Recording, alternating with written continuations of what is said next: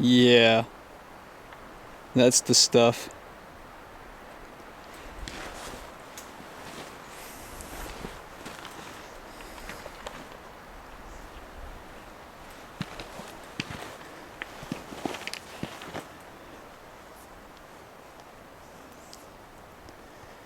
We've been fishing this really, really deep pool.